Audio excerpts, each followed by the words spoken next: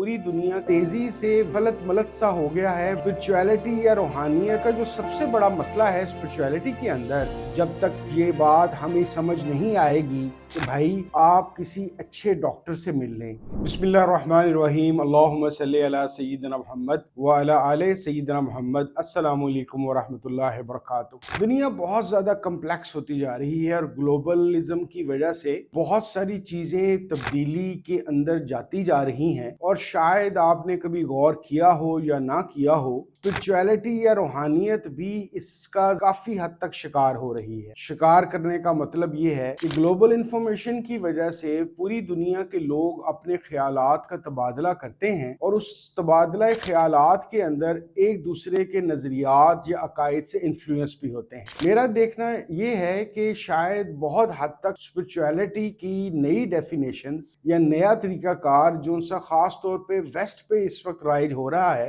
वो बहुत तेजी से वेस्ट में रहते हुए हमारे मुसलमानों, चाहे वो पाकिस्तानी या साउथ एशियन बैकग्राउंड के हों, चाहे वहाँ के नौ मुस्लिम हों, और चाहे पाकिस्तान और इंडिया में रहने वाले लोग हों, वो भी काफी हद तक उस तरह की स्पिरिचुअलिटी की जद में आना शुरू हो चुके हैं। जी हाँ, मैंने जानबूझ के जद में इसलिए कहा। हुआ कुछ इस तरीके से है कि स्पिरिचुअलिटी की जो इस्लामी तसव्वुफ के अंदर डेफिनेशंस थी, या जिस वजह से ये आगाज इसका हुआ, वो शायद कुछ गलत मलत सा हो गया है वेस्टर्न थॉट के आने की वजह से। और वेस्टर्न थॉट का जो सबसे बड़ा मसला है स्पिरिचुअलिटी के अंदर, कि वो एक इररिलीजियस स्पिरिचुअलिटी या एक एथियस्ट स्पिरिचुअलिटी का जिक्र करती है। दैट इज वाई अगर आप देखें, बड़े बड़े मशहूर लोग वहां पे, चाहे वो सैम हैरिस हों, चाहे वो बिल्कुल कोई ऐसे लोग हों जो अपने लिहाज से एथियज्म की तरवीज व इशाअत भी करते हैं, तो आपको उनके यहाँ भी बुद्धिस्ट स्पिरिचुअलिटी, खासतौर पे वपासना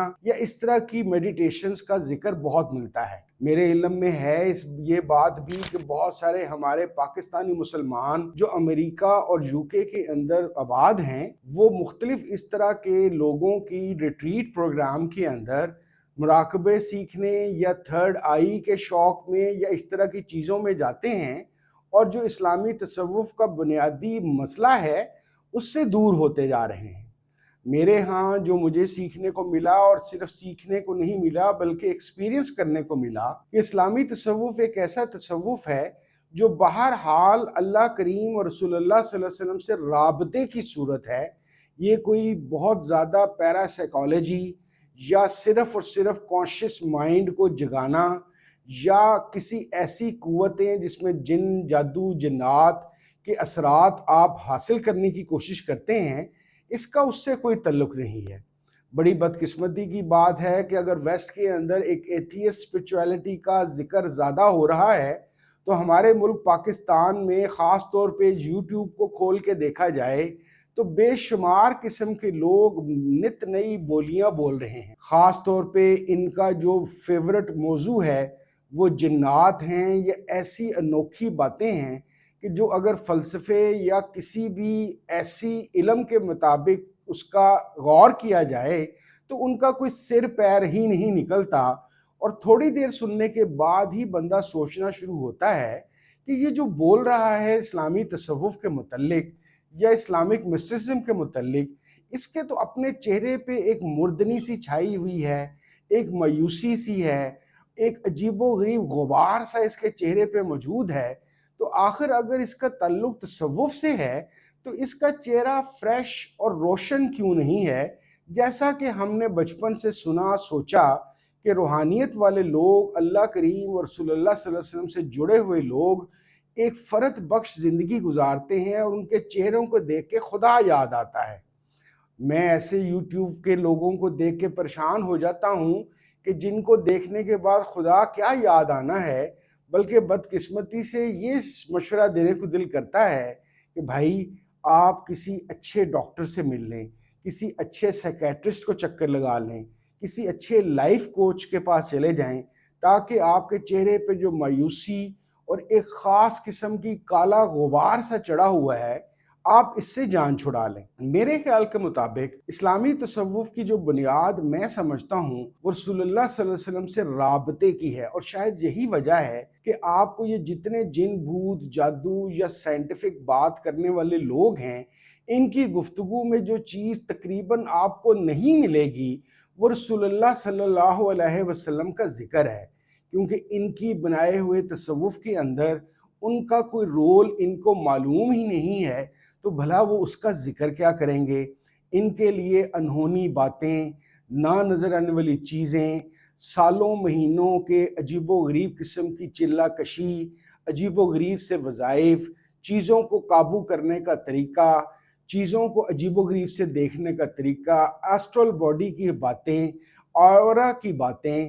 اپنی تیسری آنکھ کو کھول لینے کی باتیں، یہ باتیں تو آپ کو بھرپور نظر آئیں گی، لیکن رسول اللہ صلی اللہ علیہ وسلم سے کیسے آپ کا روحانی رابطہ ہوگا،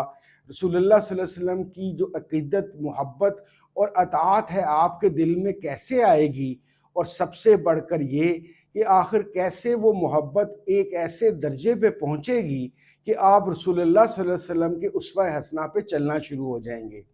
جب تک یہ بات ہمیں سمجھ نہیں آئے گی، آپ یقین جانیے کہ یہاں پہ پھر وہ لوگ جو یہ کہتے ہیں کہ اسلامی تصوف ایک متوازی دین ہے یا کوئی علیحدہ سے دین بنایا گیا ہے، یہ انہی جادو تویز یا سائنٹیفک عجیب و غریب باتیں کرنے والے لوگوں کی وجہ سے ہی ان کی بات کو تقویت ملتی ہے کہ یہ کوئی خیالی سا دنیا ہے جس کے اندر عملیات کے ذریعے کچھ چیزیں کیننے کی کوشش کی جاتی ہے۔ اب یقین جانیے کہ اگر خدا نہ خواستہ نعوذ باللہ رسول اللہ صلی اللہ علیہ وسلم کا ذکر خیر یا ان کا وجود مبارک آپ بیچ میں سے نکال دیں تو آپ کے تصوف، یہودیوں کے تصوف، عیسائیوں کے تصوف، ہندوؤں کے تصوف، بدھسٹ کے تصوف میں کوئی فرق نہیں رہ جائے گا۔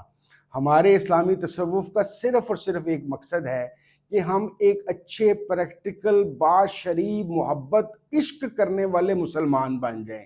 اگر آپ کو یہ چیزیں نصیب نہیں ہو رہی تو کسی سے پوچھنے کی ضرورت نہیں ہے، یقین جانیے آپ بے راہ رو ہیں، بلکہ آپ کا راستہ گم چکا ہے، نہ جانے آپ کون سی منزل کی طرف رواں دواں ہیں۔